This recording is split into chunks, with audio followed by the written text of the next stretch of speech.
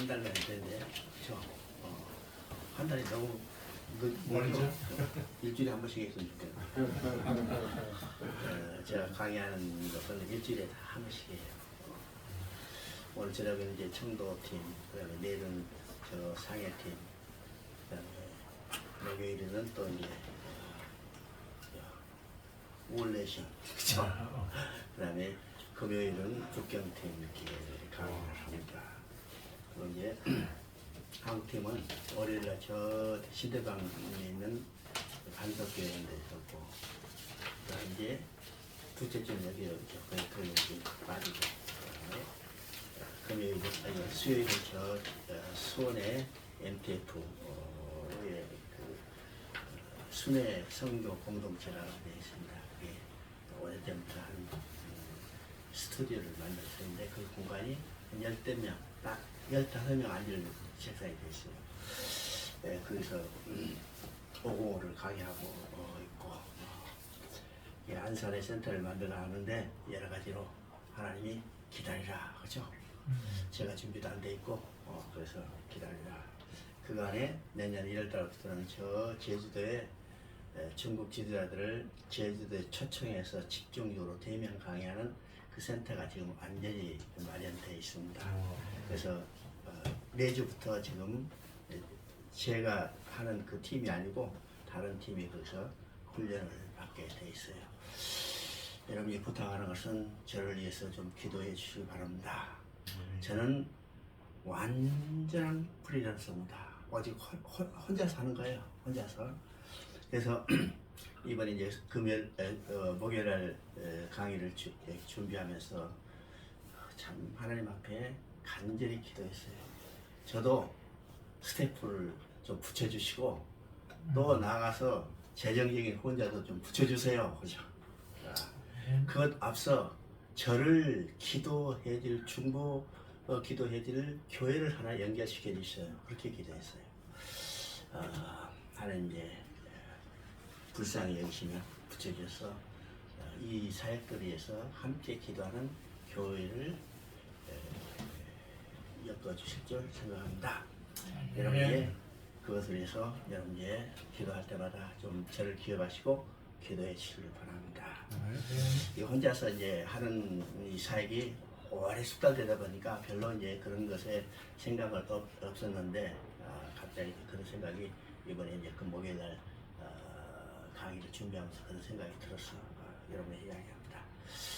지금 이제 우리가 이제 어구사 조감 강의를 하는데 진도가 어디 나가는지 내가 잘 모르겠어요. 그래서 21장부터 창세기 21장부터 아마 비슷할 것 같은데 21장부터 하도록 하겠습니다. 자, 21장 한번 읽어봅니다. 창세기 21장 1절이죠. 여호와께서 말씀하신 대로 사라를 돌보시고 여호와께서 말씀하신 대로 사라에게 하셨으므로 사라가 임신하고 하나님이 말씀하신 시기가 되어 모든의 아브라함의 아들을 낳으니. 21장은 어떤 내용이냐면요. 창세기 3장으로 돌아가 봅니다. 창세기 3장에는 하나님께서 창세기 3장 10절에서 여자의 후손을 보내주겠다. 메시아에 대한 최초의 계시각이 나옵니다. 그 다음에 창세기 3장 21절에 가죽 옷을 지어 입히시겠습니다. 그럼 우리가 복음을 한마디로 말하면요. 여자의 후손을 보내주셔서 가죽 옷을 지어 입혀서 돌아오게 하는 겁니다. 그러면 여자의 후손은 국적은 누구냐? 예수 그리스도예요. 가죽 옷은 어디서 성취는가? 십자가에서 성취되는 겁니다. 그래서 로마서 1장 2절부터 4절은 복음에 대해서 이야기하죠. 이 복음은 하나님이 선지자를 통해서 미리 말씀하신 거, 육신으로는 다윗의 혈을 통해 나섰고 성결의 영으로는 부활하사 하나님의 아들로 인정됐으니 곧 우리 주 예수 그리스도라 그러죠. 그러면 복음은 한마디로 말하면 끝이에요. 복음은 예수 그리스도예요. 그럼 예수 그리스도가 누군가? 예수 그리스도가 무슨 일을 하시는가? 이걸 합쳐서 하나의 복음이죠. 그렇죠? 그래서 창세기 3장 10절에서 여자의 후손을 보내주시겠다. 21절에서 가죽 옷을 지어 입히시겠다. 이 두 개가 합쳐서 하나의 복음입니다. 복음이죠? 그러면 21장은 지금 어떤 내용인가? 여자의 후손을 보내주시겠다는 그 약속이 1차적으로 누구에서 성취되나요? 이삭이 태어남으로 성취되는 것을 보여주는 겁니다. 그렇죠? 그러면 이삭이 태어났는데 어떻게 태어나는가? 이게 중요한 말이 있습니다. 하나님 말씀대로, 하나님 말씀대로, 그죠? 사라에게 행하셨으므로 하나님 말씀대로 행하셨다는 거죠. 그러니까 이삭이 태어나는 것도 인간의 방법, 인간의 수단이 아닙니다. 그렇죠? 인간의 방법, 인간의 수단이 아니에요. 인간의 방법, 인간의 수단은 이미 실패했어요. 어디서 실패했어요? 창세기 16장에서 실패했잖아요. 하가를 통해서 이스마엘을 낳는데 하나님 말았어요. 이건 너희 육신의 시다. 약속의 시가 아니라는 겁니다. 그리고 17장, 18장에서 구체적으로 했죠. 내년 이맘때 내 아내가 아들을 안으리니, 그죠? 그 이름을 이삭이라라. 원천적으로 하나님이 계획과 목적대로죠. 하나님 말씀하신 대로 지금 태어났습니다. 그 다음에 말씀하신 시기가 되죠. 이 말씀하신 시기가 돼요. 그것은 내년 이맘때라고 했죠. 내년 이맘때. 하나님이 말씀하신 때, 내년 이맘때가 돼서 지금 누가 태어나요? 이삭이 태어나는 겁니다. 이삭이 태어나죠. 예수님도 언제 태어났을까? 하나님의 정한 때가 있어요. 그래서 갈라디아서 4장 4절에 때가 참에 여자에게서 한 아이가 낳고 때가 참이죠. 그러니까 예수님이 태어난 것은 하나님의 방법대로 하나님 정한 시기에 태어난 겁니다. 그렇죠? 이것이 이삭을 태어나는 것을 통해서 궁극적으로 예수님에서 성취될 것을 예표하는 거죠. 예표합니다. 여기서 우리가 이제 생각해 볼 것이 있는데 약속이란 말입니다. 그죠? 약속. 약속이란 이 말 속에는요, 세 가지 개념이 그게 내포되어 있습니다. 내포되어 있죠? 첫째, 약속은요, 약속이 성취될 때까지 시간이 걸려. 결혼하기 전에 약혼했죠? 약혼해놓으면 결혼할 때까지 시간이 걸린다. 그죠? 몇 달이 걸린지, 몇 년이 걸릴지 몰라도 하여튼 시간이 걸려요. 두 번째는 시간이 걸린다는 것은 어떤 의미요? 기다려야 합니다. 기다려죠? 세 번째는 기다리기 위해서 뭐가 필요한가? 인내가 필요한 겁니다. 참음이. 이 말이요, 약속이라는 그 간단한 두 글자 속에 내포되어 있는 겁니다. 그러면 우리의 믿음은 어떤 것이요? 우리 믿음은 약속을 믿는 것이 우리 믿음이죠? 그러면 우리 믿음 속에도 똑같은 개념이 들어있습니다. 우리 믿는 바가 성취되기 위해서는 시간이 걸려요. 또 시간이 걸리기 때문에 그때까지 기다려야 합니다. 기다리기 위해서 뭐예요? 참아요. 그래서 믿음은 반드시 인내가 필요하다니 여기서 나오는 겁니다. 믿는 바가 성취되기 위해서는 시간이 걸리고 시간이 걸릴 때는 기다려야 하고 기다리기 위해서는 참음이 필요한 겁니다. 그래서 이제 21장에서는 이삭이 태어난 것을 봤죠. 자, 22장 1절 2절 한번 읽어봅니다. 그 이후에 하나님이 아브라함을 시험하시고 그를 부르실 때 아브라함이 그가 이르되 내가 너희 나이다 여호와께서 이르시되 내가 너를 위해 사랑하는 독자 이삭을 드리고 모리아 땅으로 가서 내가 너에게 일러준 항상 거기서를 번제로 드리라. 그러면 22장은요, 지금 하나님의 계시가 전진되는 거죠. 아까도 얘기했어요. 창세기 3장에서 여자의 후손을 보내주시다는 것과 가죽 옷을 지어 입히는 것이죠. 그러면 여자의 후손을 보내주시다는 것이 21장 이삭이 되는 것으로 성취되는다. 일단 성취되죠. 그 다음에는 뭘 보여줘요? 가죽 옷을 어떤 방법으로 입혀 주실까에 대한 계시죠. 그래서 22장에는 바로 가죽 옷을 어떤 방법으로 입혀 주실까에 대한 계시입니다. 계시가 전진되는 거죠. 여기서 이제 그 일후래라는 게 있습니다. 그 일후래. 그 일후라는 것은 어떤 의미일까? 지금 앞에 21장까지 네 번의 약속을 했죠. 네 번의 약속을 주셨습니다. 그리고 그 약속의 성취로 누가 태어났어요? 이삭이 태어났죠. 그러면 네 번의 약속을 주시고 이삭이 태어난 것을 통해서 아브라함은 이제는 믿고 싶지 않아도 믿을 수밖에 없어요. 그죠? 그건 아브라함이 완전한 믿게 된 후에, 완전한 믿음을 갖게 된 후에 아브라함을 통해서 새로운 전진된 계시를 보여주길 원합니다. 그죠? 그래서 아브라함을 시험하시라고 부르셨다고 하죠. 그래서 여기서 시험이라는 말도 우리가 생각합니다.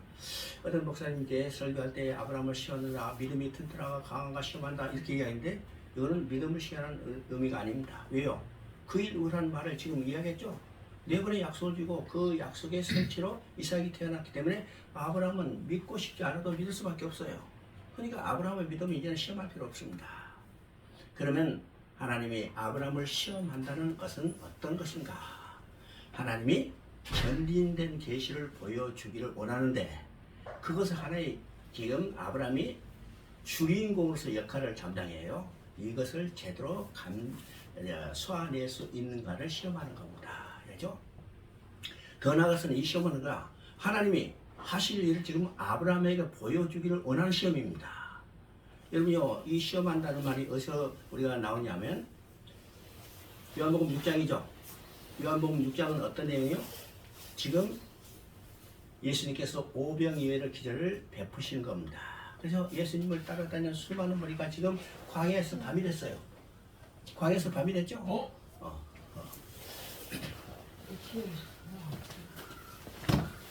광야에서 밤이 돼서 어두워졌습니다. 어두워져서 그들이 굶주리기 때문에 그들이 먹을 것을 줘야 하잖아요.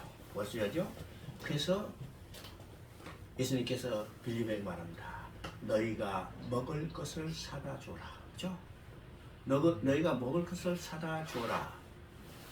그리고 그게 뭐라고 말씀하세요? 예, 빌립을 시험하시라고 했습니다. 빌립을 시험하라고.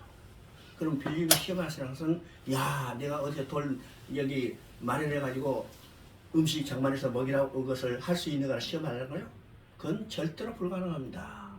여러분요, 광야예요, 밤이요. 여러분 채소를 구할 수 있어요, 없어요? 광야예요. 채소를 구할 수 없어요. 또 그 많은 수를 먹기 위해서는 얼마나 많은 채소가 필요하고 또 그것을 사기 위해서는 얼마나 많은 돈이 필요해요? 아무것도 할 수 없어요. 채소가 있다 한들 그것도 요리할 수도 없죠. 이건 불가능합니다. 그런데 빌립을 시험하시라고. 이것은 빌립에게 예수님이 하신 일을 보여주는 시험입니다. 그죠? 그럼 어떤 시험이요? 예수님이 오병이의 기적을 통해서 그들이 배불리 먹을 수 있다는 것을 보여주는 겁니다. 그럼 여기서 시험은 어떤 것일까? 이 시험을 통해서 하나님이 전진된 계시를 보여주기를 원하는 겁니다. 그 계시가 어떤 것인가? 여기서 아들 이삭을 번제로 드리라죠. 여기서 세 가지 중요한 의미가 있습니다. 아들 이삭을 부르는 그 호칭이 있고 그 다음에 번제를 드리는 장소의 지정이 있고 그 다음에 번제 자체입니다. 그러면 번제는 어떤 것이요? 번제는 제물을 완전히 흠도 없이 드리는 제사입니다. 그죠? 그럼 생각하세요. 지금 이삭을 번제로 드리라는데 이삭은 몇 세 때 나네요? 100세에 나이고 지금 이 부름을 받을 때는 언제냐? 이삭이 적어도 15살 이상 됐을 것이라고 생각해요. 15년 동안 얼마나 애지중지에 걸렸어요? 그 아들을 태워서 드리라. 이거 감당할 수 있겠어요? 없겠어요? 만약 저에게 그런 사명 줬다면요, 나는 도망가. 그죠? 날 죽여 있어서 도망가요. 근데 번제를 드리라. 왜 번제를 드릴 수 있을까요? 아브라함은 하나님의 약속을 완전히 믿게 됐기 때문에요. 믿지 못하면 번제를 드릴 수 없죠. 두 번째는 지금 이삭을 번제로 드릴 때 이삭을 부르는 호칭이 어떤 것인가 봅니다. 내 아들 내 사랑하는 독자 이삭을 데리고 내 아들 이삭을 번제로 드리게 하지 않았어요. 내 아들 내 사랑하는 독자 이삭이었습니다. 왜 이렇게 부르셨을까? 하나님은 이 말 속에 이미 사랑하는 독생자 하나님의 아들 예수 그리스도를 우리를 위한 번제로 드릴 것을 계시하고 있는 겁니다. 얘기하죠? 세 번째는요, 모리아 땅 내가 지시한 한 산 그랬습니다. 자, 번제를 드리라. 너희 앞마당에서 번제를 드리라 하면 얼마나 편해요? 쉽잖아요. 근데 모리아 땅 내가 지시한 한 산, 그것까지 가는데 성경은 3일길 걸렸다고 그랬죠? 3일길. 왜 하나님이 3일이나 걸어갈 그 먼 거리에서 번제로 드리라고 거기서 지정할까? 하나님이 번제를 드리는 이 자리를 지정한 데는 굉장히 의미가 있습니다. 이 모리아 땅 내가 지시한 한 산은 어떤 곳이 됐을까? 사무엘하 24장에 보면 다윗이 범죄하고 하나님 앞에 제사를 드려요. 그때 하나님이 지정한 자리가 어떤 거예요? 아리우나의 타작마다에서 번제를 드렸어요. 그러면 아리우나의 타작마는 어떤 곳인가? 바로 지금 모리아 땅 하나님 지시한 한 산이요. 그래서 시간이 지나서 이것이 잊혀졌다가 농경지로 변했다가 다윗이 범죄할 때 그곳에서 번제를 드리라고 그 자리를 정확히 지정해 주는 겁니다. 그죠? 그러면 그 자리는 어떤 자리였어요? 솔로몬이 성전을 된 성전 지연터가 됐어요. 또 에스더서 3장 3절을 보면요, 지금 포로로 끌려갔던 이스라엘 유다 민족이 돌아와서 제일 먼저 한 일이 뭐냐면 그 터에, 그렇죠? 그 터에 번제를 드렸습니다. 그 터에 번제했어요. 자, 그 터가 중요하죠? 그 터에 번제를 드렸어. 그 터에. 그러면 하나님 지시한 머리 땅 한 산에서 번제를 드리고, 다윗도 그 자리에서 번제를 드리고, 성전도 그 자리에서 지어지고, 돌아와서 그 터에 번제를 드렸다. 그러면 번제는 어떤 것이요? 성전은 어떤 의미요? 번제나 성전은 하나님께 나아갈 길을 보여주는 것입니다. 그죠? 번제.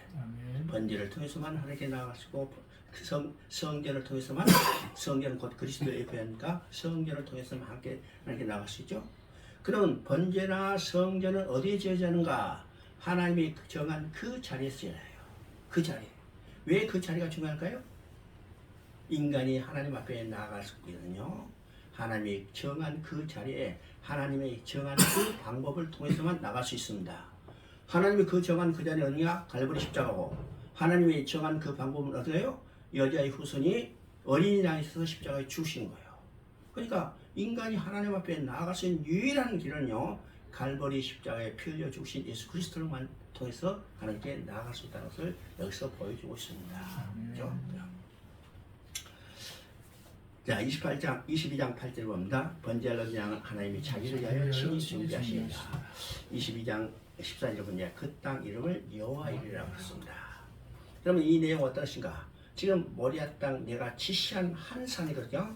그러니까 지금 모리아 땅에 도착하자 그 산 어귀에는 종들을 하는 거 기다리가 있죠. 성경을 보면. 그리고 이제 이삭을 앞세워서 하나님이 지시한 한 곳으로 가는 겁니다. 그죠? 자, 이삭이 앞서 가다가 그 이제 끝지점에 다 왔어요. 목표점에 다 왔어. 그래서 목표점에 딱 다 돌았는데 의심이 생기죠. 아니, 번제를 드리러 온다는데 번제 드릴 양은 없잖아요. 이삭은요, 자기가 번제로 드릴 것은 아버지가 이야기 안 하니까 모르고 번제 드리러 가자 하니까 떨려서 따르는데 목표점에 다 오니까 어린 양이 없어. 그래서 물어보는 겁니다. 아버지요, 나만 부르는데 번제로 드리는 어린 양은 어딨나이까? 지금 멍청하게 따라갔던 아브라함이요, 그 소리 듣고 깜짝 놀랐냐? 그래서 하는 소리가 뭐래요? 아들아, 번제할 어린 양은 하나님이 친히 준비하시니라. 이것이 여호와 이레입니다. 우리가 가끔 여호와 이레라는 말을 자주 쓰지만은 잘못 쓰는 경우도 있죠. 자기 계획 세워놓고 또 원하는 것 해놓고 주야 여호와 이레 준비하신 대로 다 주세요. 그렇죠? 이건 이때 쓰는 말이 아닙니다. 하나님이 받으실 제물은 하나님이 친히 준비하신 것. 이게 여호와 이레예요. 다시 이야기합니다. 하나님이 받으실 제물은 하나님이 친히 준비하신 것. 이게 여호와 이레예요. 지금 제단을 쌓고 아브라함이 이삭을 번제로 드려서 결박을 지금 칼로 잡으려는 그 순간이야. 하늘에서 급한 음성이 들려왔죠. 아브라함아, 아브라함아, 내 아들 이삭이 손대지 말라. 이제야 내가 나를 경외한 줄 알아라. 중요한 말입니다. 자, 그 뒤에서 얘기를 하고, 하여튼 급한 음성이 들려오니까 아브라함이 주위를 살펴봤어요. 살펴봤더니 수풀에 수양이 걸려 있습니다. 그래서 이삭을 내려놓고 수풀에 걸린 수양을 대신 드렸습니다. 예, 자, 읽어봅니다. 22장 13절. 아브라함이 눈을 들어 살펴보니 한 수양이 뒤에서 있는데 뿌리에 수풀에 걸려있더라. 아브라함이 가서 그 수양을 가져다가 아들을 대신하여 번제로 드렸더라. 여기서 중요한 핵심적인 단어가 나옵니다. 그 단어는 대신이라는 거예요. 순양을 가져다가 아들을 대신하여 번제로 드렸더라. 그래서 이삭을 내려놓고 수풀에 걸린 수양을 대신 드렸어요. 되죠? 자, 예수님 십자가에서 숨을 거두시면서 부르짖었어요. 엘리 라마 사박다니, 하나님이 어찌하여 나를 버리시나이까. 그 간절한 예침에도 하나님은 아무런 음성이 들리지 않았죠. 왜일까? 이삭은 번제를 드렸는데 이삭은 내려놓고 수풀에 걸린 수양은 대신 드렸어요. 대신 드렸죠? 왜 이삭은 내려놓고 수풀에 걸린 수양을 대신 드렸을까? 이삭은 그림자에 불과해요. 그림자는 어떤 것일까요? 우리가 꿈이나 환상은요, 실체가 없이 얼마든지 꿈을 꾸고 환상을 볼 수 있어요. 그러나 그림자는 실체가 없으면 절대로 나타나지 않죠? 그러면 그림자의 가치는 없을까? 그림자가 있다는 것은, 실체가 있다는 것은 확신시켜주는 이 가치가 있어요. 그죠? 그러니까 이삭은 내려놓고 수풀에 걸린 수양은 대신 들었어요. 그죠? 근데 이 이삭은 그림자이기 때문에 문제를 해결할 수 없죠. 그래서 이삭으로 그림자로 보여주던 실체는 누군가? 바로 예수님입니다. 예수님은 실체요. 실체이기 때문에 내려놓고 대신 드릴 재물이 없어요. 그러면 예수님은 누구 대신 드렸어요? 예수님은 나 대신 드려진 겁니다. 내 대신 실체로 십자가에 못 박히셨어요. 그렇죠? 그러면 예수님은 어떤 거요? 예수님은 하나님이 친히 준비한 제물입니다. 이게 여호와 이래요. 그러니까 여호와 이래라는 말을 우리가 정확히 사용할 수 있어야 해요. 그렇죠? 자, 22장 16절. 자, 22장에서 중요한 건 뭐예요? 대속결입니다. 그죠? 대속결이. 그래서 예수님이 뭐라고 말씀해요? 나는 많은 사람을 섬김을 받으러 온 게 아니라 많은 사람을 섬기라고 도리어 많은 사람을 위한 대속물이 되려 하면죠. 대속물이. 여기서 대속결가 나오는 겁니다. 대속결에는요, 출애굽기에도 아주 중요한 사건이 있어요. 출애굽기의 6월절 사건이 대속결이죠. 이스라엘 백성의 장자 되신 어린 양이 죽었어요. 대신 죽었어요. 이게 대속결입니다. 자, 22장 16절 봅니다. 이르시되 여호와께서 이르시기를 내가 나를 가르쳐 맹세하노니 내가 이같이 행하여 내 아들 내 독자도 아끼지 아니하신즉 내가 내게 큰 복을 주고 내 시가 크게 번성하여 하늘의 별과 같고 바닷가에 모래와 같게 하리니 내 시가 그 대중의 성문을 차지하리라. 또 내 시로 말려가 천하 만민이 복을 받으리니 이는 내가 나의 말을 진행하였습니다. 지금 모리아 사건 이후 다음에 5번째 하나님이 아브라함에게 약속을 주시는 내용입니다. 그죠? 우리가 첫 번째 약속은 어디서 줬다고 했어요? 12장. 두 번째 약속은 13장. 세 번째는 15장. 네 번째는 17장. 그 다음에 5번째 약속을 주시는 겁니다. 그러면 이 약속의 내용은 똑같죠? 자손과 땅과 복입니다. 그러면 자손과 땅과 복을 이건 문자적으로 보는 게 아니라 이것을 해석해서 내 신앙으로 고백해야죠. 그러면 자손은 궁중 누군가? 예수 그리스도라고 했어요. 이미 다 알죠. 그 다음에 땅은 육적으로 보이는 가나안 땅이지만은 영적으로 우리가 돌아갈 본향 천국입니다. 복은 에베소 1장 3절의 복을 여러분이 잘 기억해 놨습니다. 그리스도 안에서 하늘에 속한 모든 신령한 복. 그죠? 이 복은 다른 말로 뭔가 하나님과 함께 살면서 누리게 될 복입니다. 언제 누렸어요? 범죄하고 하나님을 쫓겨나기 전에 하나님과 함께 살면서 누렸던 복이죠. 그러면 이 복의 아브라함 주신 약속의 내용은 그리스도를 통해서 천국에 들어와서 하나님과 함께 살면서 누리게 될 복입니다. 이 인간이 가장 중요한 문제고 우리의 소망이라는 사실을 알아야 합니다. 그죠? 그래서 이 5번째 약속을 주셨어요. 근데 이 5번째 약속에는요, 2가지 특징이 있습니다. 2가지 특징. 그것이 16절에 봅니다. 내가 나를 가르쳐 맹세하노니, 그죠? 내가 나를 가르쳐 맹세해요. 지금 5번째 약속의 첫 번째 특징은 맹세입니다. 맹세요. 누구를 가르쳐요? 내가 나를 가르쳐, 그죠? 그럼 맹세는 어떤 의미일까요? 맹세는 낮은 사람이 높은 사람을 향하여 약속을 지키다고 서약하는 것이 맹세입니다. 쉽게 얘기하면요, 우리가 체육대회 같은 거 하면요, 선수 대표가 나와서 조직위원장을 향하여 손을 들고 그랬죠. 선사! 하고 이거 어떻게 해요? 내가 스포츠 정신에서 공정한 플레이를 하겠습니다. 선서하는 거예요. 이게 선서, 맹세입니다. 근데 하나님은 하나님보다 높으신 분이 안 계시죠? 그러니까 누구를 가르쳐 맹세했다고 했어요? 내가 나를 가르쳐. 이게 굉장히 중요한 의미입니다. 내가 나를 가르쳐. 하나님은 하나님보다 더 높으신 분이 안 계시기 때문에 스스로 자기 자신에게 서약한 겁니다. 이게 맹세예요. 그러면 이 맹세의 효력은 어떤 것일까? 이 맹세에 대해서요. 히브리서 6장 16절부터 18절까지 여러분 읽어보시면 굉장히 중요한 의미가 있죠. 히브리서 6장 16절은 지금 이 내용과 똑같아요.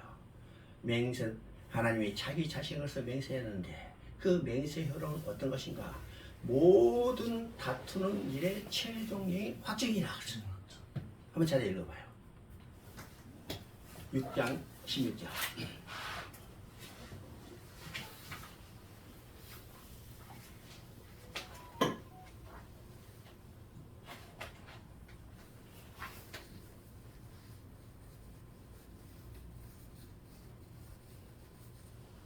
사람들은 자기보다 더 큰 자를 가리켜 맹세하나니 맹세는 그들이 다투는 모든 일의 최후 확정이니라. 자, 그렇죠? 우리가 이제 히브리서가 굉장히 재밌는 책 중에 하나입니다. 중요한 책 중에 하나예요. 히브리서는 구약을 그냥 신학적으로 해설했어요. 그러면 지금 6장 16절부터 18절까지는 지금 아브라함에게 맹세한 이것에 대한 해설입니다. 네가 나를 가리켜 맹세요. 그렇죠? 높은 자, 자기보다 더 높은 자를 향해서 맹세하나니 하나님은 높은 자가 없기 때문에 자기 자신을 맹세했는데 그 맹세의 효력은 어떤 것인가? 모든 다툰 일의 최종적인 확정이라. 이건 5번의 약속이 아니라 500번, 50번 약속한 것보다도 더 이 한 번의 맹세가 더 큰 효력입니다. 언약식 체계라고 이름 바꿔주고 하려 했던 이 모든 일보다 가장 효력이 큰 건 뭐냐? 맹세라는 거예요. 그러면 하나님은 맹세했다는 사실 이 자체만 해도 하나님의 약속을 지킬 수밖에 없다는 것을 보여주죠. 그 다음에 그 18절에 보면 또 있어요. 하나님이 거짓말하실 수 없는 두 가지 사실을 냈어. 그러면 하나님 본래 거짓말하실 수 없어요. 근데 얼마나 약속을 지키겠다고 자기 자신을 확증시켜주는 말이 어떤 것이요? 거짓말하실 수 없는 두 가지 사실. 거짓말하실 수 없는 두 가지 사실은 약속해주고 언약해주시고 그 언약을 지키겠다고 맹세로 보증해 주신 겁니다. 그러니까 하나님은 약속한 것을 반드시 지키신다는 거죠. 우리는요 어떤 하나님을 믿어요? 약속을 주신 하나님을 믿는 겁니다. 근데 하나님은 우리가 그 약속을 우리가 지킨 게 아니라 하나님이 일방적으로 약속을 주시고 하나님이 그 약속을 하나님의 방법으로 하나님이 때 지키는 거예요. 그죠? 그러니까 우리 신앙은요 하나님의 약속을 줘요. 하나님이 반드시 약속을 지킨다는 것을 우리가 알 때 우리 신앙을 흔들릴 수 없어요. 그죠? 두 번째 특징은 어떤 것일까? 17절에 보니까 그 대적의 성문을 차지하리라. 대적의 성문을 차지하리라. 이게 어떤 말일까요? 고대 국가는 한 성읍이 한 나라예요. 그렇죠? 한 성읍이 한 나라인데 고대 국가의 전쟁, 국가 간의 전쟁은 어떤 전쟁이냐? 성읍을 빼는 전쟁이죠. 이 성읍을 빼는 것 중에 가장 중요한 것은 성문을 누가 차지하는가. 성문을 차지하는 편이 승리입니다. 승리하죠. 그러면 대적의 성문을 차지하라. 이것은요 결정적인 승리를 이야기하죠. 결정적인 승리를 해요. 그러면 누가? 아브라함 후손 가운데 결정적인 승리자가 나타날 거라는 것일 거라는 거예요. 그러면 이 말은 언제 약속됐어요? 여자의 후손이 뱀의 머리를 상하게 할 것이다. 이미 거기서 여자의 후손이 승리할 것에 계시되어 있어요. 그것을 아브라함에게 구체적으로 합니다. 내 후손이 대적의 성문을 차지하리라. 그죠? 이것이 이제 두 번째 특징입니다. 특징이요. 자, 26장 3절 4절 한번 읽어봅니다. 이 땅에 거리하면 내가 너와 함께 있어 내게 복을 주고 내가 이 모든 땅을 너와 내 자손을 주리라. 내가 내 아버지에게 맹세한 것을 이루어 내 자손을 하늘을 같이 인정하며 이 모든 땅을 내 자손에게 주리니 내 자손으로 말미암아 천하 만민이 복을 받으리라. 지금 이제 아브라함이 죽었어요. 25장에서 아브라함이 죽었죠.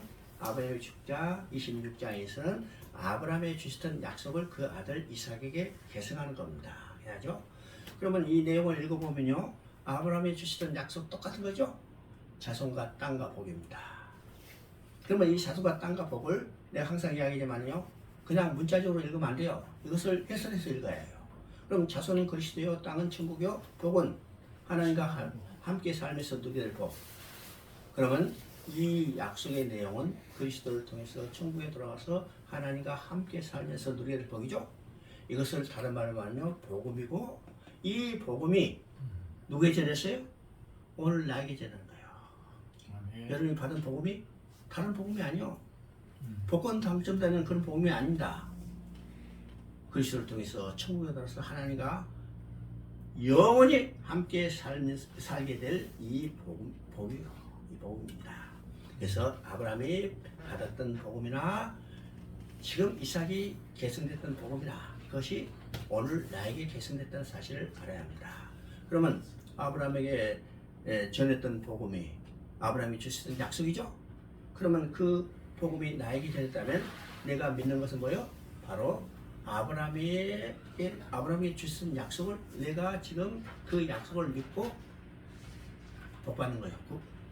구원받는 거죠. 똑같은 약속이고 똑같은 복음이라는 사실입니다. 이 말은요, 아브라함은 2000년 후에 오실 예수 그리스도를 바라보고 믿고 죽었어요. 구원받을 거예요.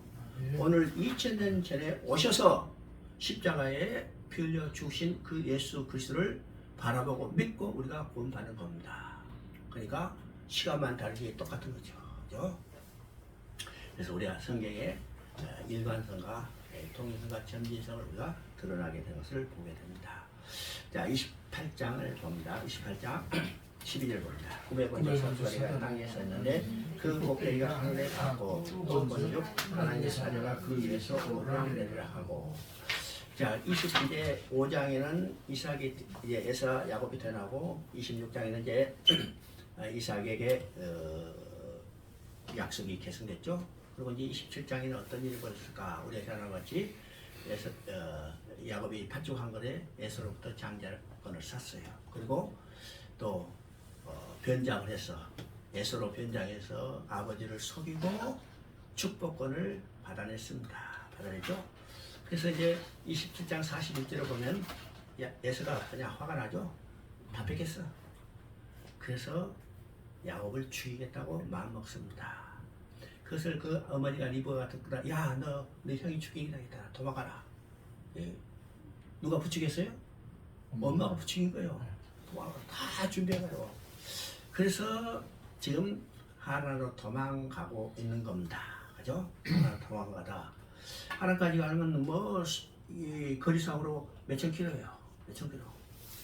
그럼 지금 베델까지 가는데 베델까지 가는 것을 거리상으로 보면 한 열흘길 걸어왔다고 그래요. 열흘. 야, 열흘간 걸어가는 것도 쉽지 않죠. 10시간 걸어가는 것도 쉽지 않고 요새는 20분 걸어가는 것도 쉽지 않을 것 같은데 열흘 동안 걸어왔으니 얼마나 지쳤겠어요. 그죠? 온갖 잡생각 다 할 거야. 내 신세가 왜 이래. 그죠? 하나님 계시 안 계세요. 말이야. 그래요. 하여튼 어떤 놈가 지금 그 열흘 동안 걸어가는데 지쳐서 쓰러져서 잤어요. 그죠? 얼마나 비참하죠. 이불도 없고 벽에도 없으니까 벽에 해요. 돌 하나 집어다가 벽에 있어요. 내가 기도는 가가지고 옛날이죠. 가는데 이게 성전 바닥에서 자잖아요. 아무것도 없어. 벽에를 해야 하는데 딱 그래요. 성경이 딱 쳤잖아요. 다 죠.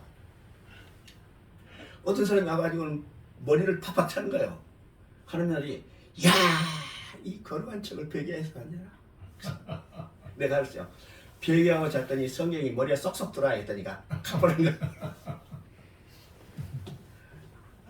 없으니까 별 수 없죠.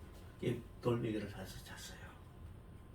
이 돌베개에다가 또 어떤 사람들은 굉장히 많은 의미를 부여하는데 너무 그 복잡하게 생각하지 마세요. 그냥 돌 하나 집어서 벽에 잤어.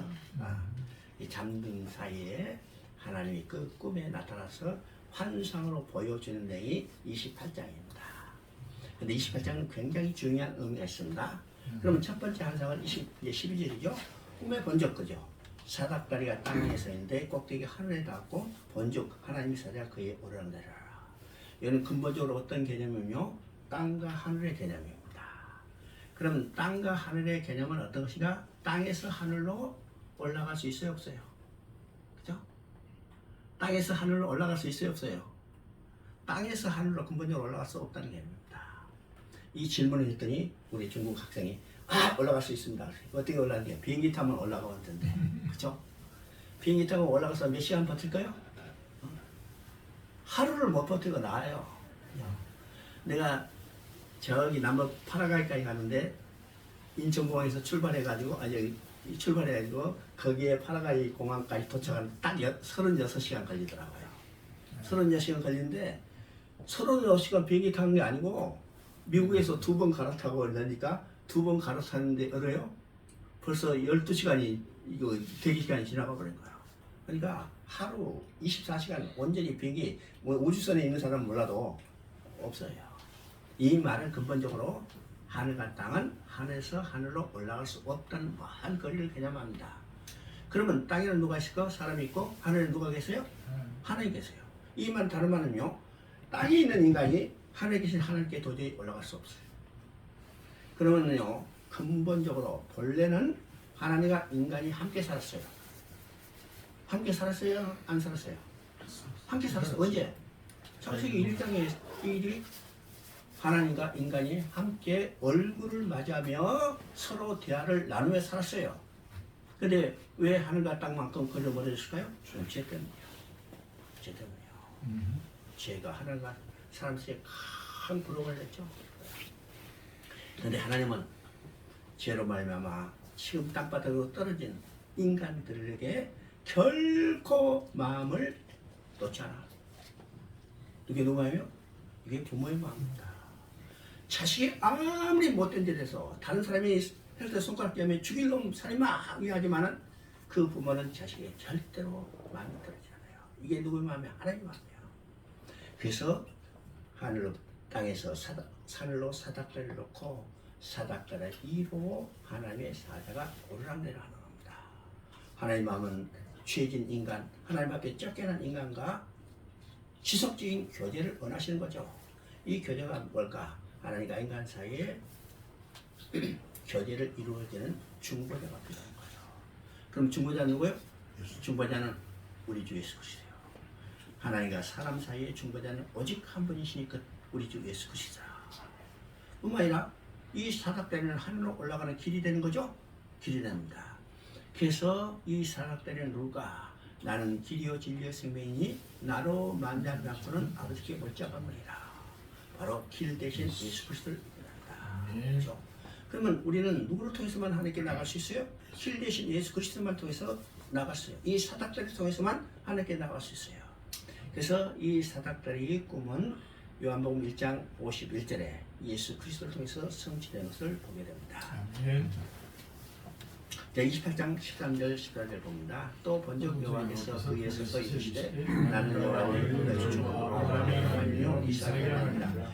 너는 땅을 내가 너와 내 자손에게 주리니 내 자손이 이 땅의 끝을 안치리요 내가 서쪽과 동쪽과 남쪽으로 퍼져 나가며 땅의 모든 족속이 너와 내 자손으로 말미암아 올라오리라. 자, 이 연합은요 아브라함이 주신 약속을 우리가 26장에서 아들 이삭에게 계승했고 그 아들 이삭에게 계승했던 약속을 그 아들 야곱에게 계승하는 거죠. 그래서 약속의 내용은 똑같아요. 자손과 땅과 복, 그죠? 여러 번 이야기했지만은요 자손과 땅과 복을 문자적으로 보지 말고 이것을 어떻게 해요? 해석했어요. 내 신앙으로 고백해요. 그리스도를 통해서 천국에 돌아가서 하나님과 함께 살면서 누리게 보이다. 그죠? 근데 여기서 이제 하나님의 호칭이 달라졌죠? 내 조부 아브라함의 하나님, 이삭의 하나님이라고 했습니다. 이 의미는 뭘까? 내 조부 아브라함에게 약속했던 하나님, 그 약속을 내 아버지 이삭에게 계승했던 하나님께서 이제는 그 약속을 야곱 너에게 계승한다는 겁니다. 그렇죠? 그러면 이것을 더 구체적으로 하면 내 조부 아브라함에게 약속하시고 내 아버지 이삭에게 계승해주고 이제는 너에게 약속을 계승하면 이 계승한 약속을 반드시 지키시는 신실한 하나님을 계시하는 겁니다. 그러면 지금 야곱에게 약속을 계승했기 때문에 앞으로 하나님의 호칭은 어떤 하나님일까요? 아브라함과 이삭과 야곱의 하나님입니다. 그래서 우리가 창세기 3장에 보면요, 하나님의 모세를 불러요. 모세가 물어보죠. 나를 보내신 하나님은 누구를 할까? 그랬더니 하나님 뭐라고 했어요? 나는 아브라함과 이삭과 야곱의 하나님이라고 했습니다. 그러면 이 말을 더 구체적으로 하면 아브라함이 약속하시고 이삭이 약속하시고 야곱이 약속하시고 그 약속을 반드시 지키시는 신실하신 하나님. 그 하나님은 누구의 하나님이요? 그 오늘 하나님이 나의 하나님이요. 그러면 나의 하나님은 어떤 하나님인가? 아브라함과 이삭과 야곱과 나의 하나님. 아브라함이 약속하시고 이삭이 약속하시고 야곱이 약속하시고 나에게 약속하시고 그 약속을 반드시 지키시는 신실하신 하나님입니다. 우리 신앙의 가장 중요한 하나님의 속성은 어떤 것일까? 우리 신앙의 가장 중요한 하나님의 속성은 전능하신 하나님이 아니요 사랑이 많으신 하나님이 아닙니다. 약속하신 것을 반드시 지키시는 신실하신 하나님. 아멘. 여러분 생각해보세요. 전능하신 하나님이 약속한 거 안 지키면 믿을 수 있어요 없어요? 없어요. 그렇죠? 근데 우리 하나님은요 전능한 하나님뿐만 아니라 사랑의 하나님뿐만 아니라 약속한 것을 반드시 지키는 신실하신 하나님이라는 거예요. 아멘. 자, 28장 15절 한번 읽습니다. 내가 너와 함께 있어 너와 내가 함께 너를 있어 너를 지키며 너를 이끌어 땅으로 돌아오게 할지라. 내가 내게 너에게 항상 사랑하는 사랑하기 너를 떠나지 아니하리라 하신지라. 자, 지금 야곱이 하는 말이죠. 그러면 내가 너와 함께 있어. 이 말은 다른 말은요. 내가 야곱과 함께 있어. 그렇죠? 그러면 내가 어디로 가는지 너를 지키며 너를 지킨다. 내가 야곱을 지키며 너를 이끌어 이 땅으로 돌아야 하니 다 이루어가지 너를 떠나지 아니라. 너를 떠나지 아니라. 이걸 다른 말은요. 야곱을 떠나지 아니라. 그럼 보세요. 하나님이 야곱과 함께 계시고 야곱을 지켜주시고 야곱을 떠나지 않는다. 그럼 야곱이 어떤 사람이에요? 야곱이 어떤 사람이에요? 그렇죠? 야곱이 어떤 사람? 한마디로 사기꾼이요. 그래 안 그래요? 아버지를 속이고 형을 속이겠다니까 형이 죽이겠다니까 지금 죽음을 피해서 도망가다가 지금 베델이라는 것에 잠들었는데 그 꿈속에 하나님이 나타나서 말씀하시는 겁니다. 그러면 야곱은 지금 한마디로 말해서 사기꾼이죠.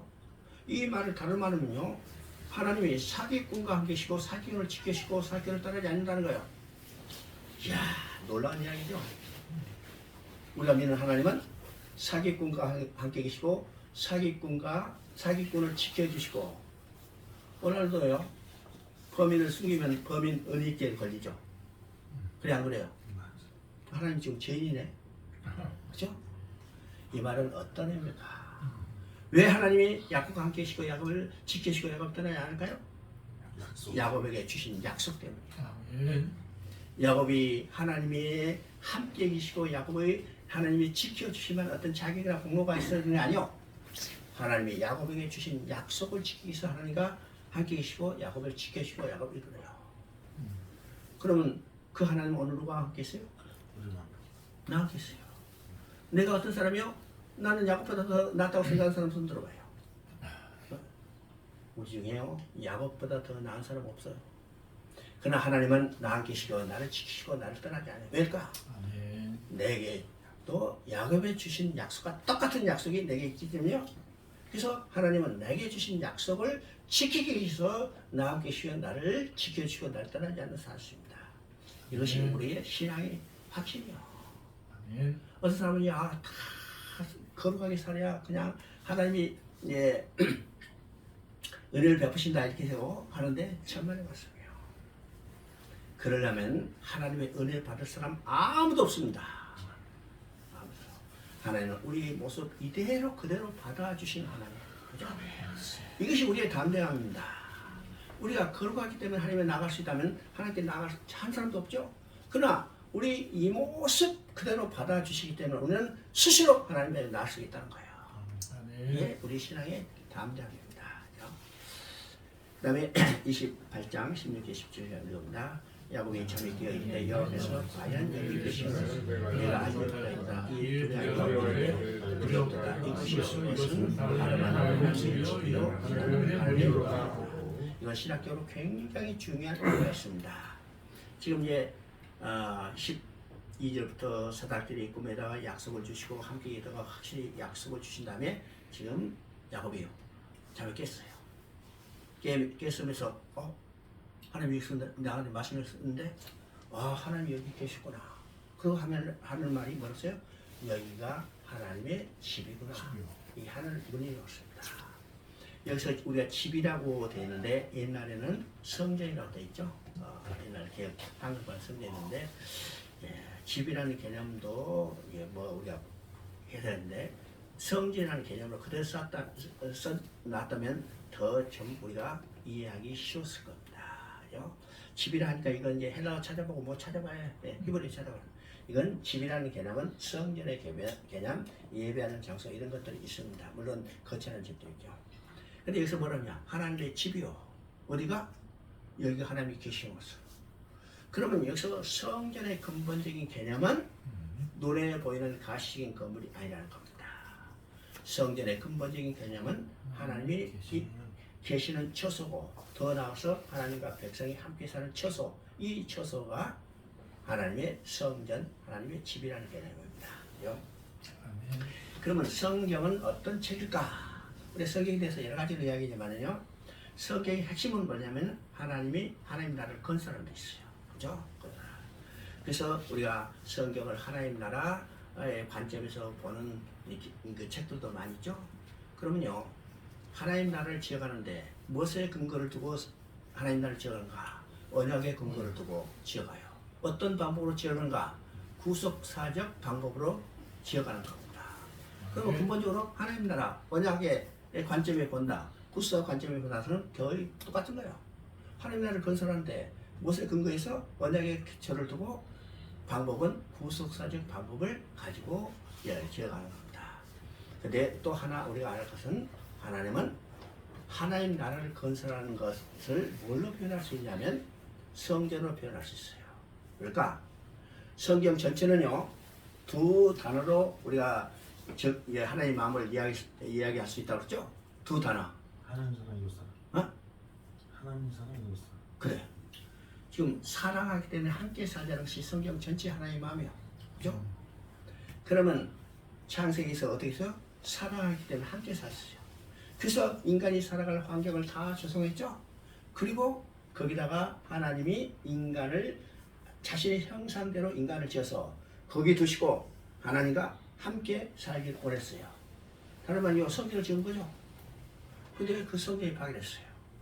성전이 파괴됐다는 것은 어떤 의미일까? 성전의 지붕이 날아갔다는 이야기 아니죠?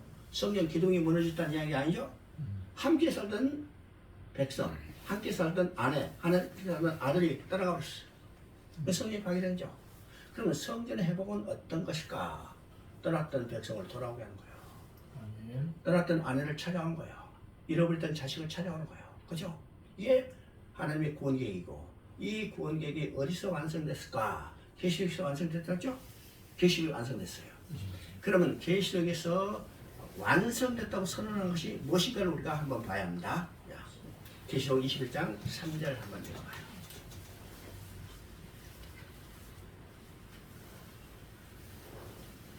내가 들으니 부자에서 큰 음성이 나서 이르되 보라 하나님의 장막이 사람들과 함께 있음에 하나님이 그들과 함께 계시리니 그들은 하나님의 백성이 되고 하나님은 친히 그들과 함께 계셔서. 자, 6절. 또 내게 말씀하시되 이루었도다. 나는 알파와 오메가요 처음과 마지막이라. 내가 생명수 샘물을 목마른 자에게 값없이 주리니. 자, 그거 봐요. 21장 3절에 뭐라서요? 하나님의 장막이 사람과 함께 있으며 함께라는 말이 반복되죠. 21장 6절에 다 이뤘다. 무엇을 이뤘어요? 하나님의 장막이 사람과 함께 있는 것을 이뤘어요. 언제 시작했어요? 언제 시작했어요?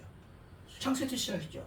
그러니까 나는 알파 오메가라. 창세 때 알파를 시작하고 여기서 다 이뤘다고 선언하기 때문에 오메가가 된 겁니다. 오메가 되죠? 그러면 이 장막을 다 이뤘다 하는데 이 장막은 어떤 것인가? 21장 22절 한번 읽어봐요. 성 안에서 내가 성전을 보지 못하였으니 이는 주 하나님 곧 전능하신 이와 및 어린 양이 그 성전이심이라. 자, 그게 성 안에는 성전이 보이지 않아요.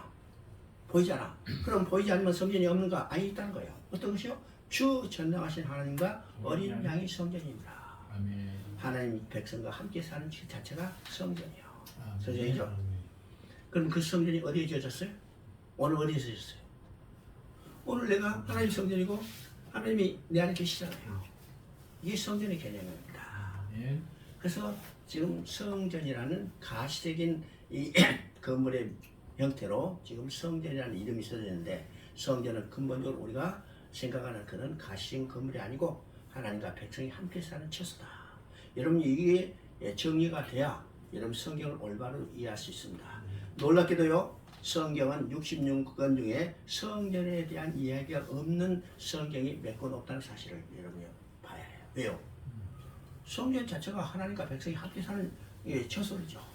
하나님의 창조의 목적은 그 형상대로 지어진 인간과 함께 교제하며 영원히 함께 살기를 원했던 거예요. 이게 하나님 마음이기 때문입니다. 그죠? 아멘. 쉬었다 합시다.